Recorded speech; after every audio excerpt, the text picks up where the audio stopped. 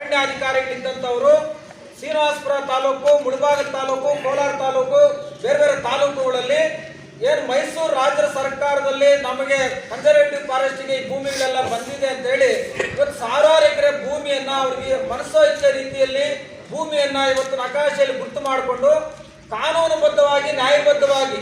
8-10 ದಶಕಗಳಿಂದ ಇವತ್ತು ಏನು ಬಗರುಕುಂ ಸಾಗುವಳಿ ಸಮಿತಿಗಳ ಮುಖಾಂತರ ತಹಸೀಲ್ದಾರು ಆ ಕ್ಷೇತ್ರದ ಶಾಸಕರು ಅಧ್ಯಕ್ಷತೆಯಲ್ಲಿ ಇವತ್ತು ಹಂಚಿಕೆ ಮಾಡಿರ್ತಕ್ಕಂಥ ಭೂಮಿಗಳನ್ನ ಇದು ನಮ್ಮದು ಅಂತ ಹೇಳಿ ದೌರ್ಜನ್ಯವಾಗಿ ಇವತ್ತು ರೈತರು ಬೆಳೆದಂತ ಎಲ್ಲ ಬೆಳೆಗಳನ್ನ ಇವತ್ತು ನಾಶ ಮಾಡೋ ಮುಖಾಂತರ ಇವತ್ತು ರೈತರ ಭೂಮಿಗಳು ಮಾತ್ರ ಅಲ್ಲದೆ ಗ್ರಾಮಗಳನ್ನು ಕೂಡ ಇವತ್ತು ಇದು ನಮ್ಮ ಅರಣ್ಯಕ್ಕೆ ಸೇರಿರ್ತಕ್ಕಂಥದ್ದು ಅಂತ ಹೇಳಿ ಇವತ್ತು ಒಕ್ಕಲೆಬ್ಬಿಸುವಂತ ರೀತಿಯಲ್ಲಿ ಇವತ್ತು ಕೋಲಾರದ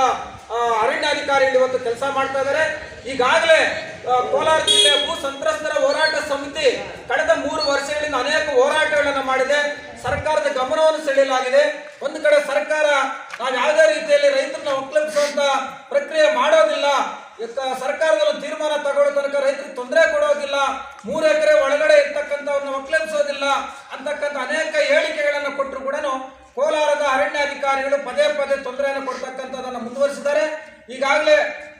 ಡಿಸಿ ಜೊತೆಯಲ್ಲಿ ರವಿ ಅವರು ಯಾರಿದ್ದಾರೋ ಅವ್ರ ಜೊತೆಯಲ್ಲಿ ಒಂದು ದುಡ್ಡು ಮೇಜಿನ ಸಭೆ ಆಗಿದೆ. ಜಿಲ್ಲಾ ಉಸ್ತುವಾರಿ ಮಂತ್ರಿಗಳ ಬೈರತಿ ಸುರೇಶ್ ಅವರ ನೇತೃತ್ವದಲ್ಲಿ ಸಭೆ ಆಗಿದೆ. ಯಾವುದೇ ರೀತಿ ರೈತರು ತೊಂದರೆ ಕೊಡಬಾರದು ಅಂತ ಇವತ್ತು ಹೇಳಿಕೆ ಕೊಟ್ಟಿದ್ರು ಕೂಡ,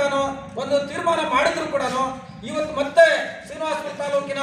ಶಿವಪುರ ಗ್ರಾಮ, ಇಡೀ ಗ್ರಾಮವನ್ನ, ಗ್ರಾಮ ಠಾಣೆನೂ ಇದ್ದಂಗೆ ಗ್ರಾಮವನ್ನ,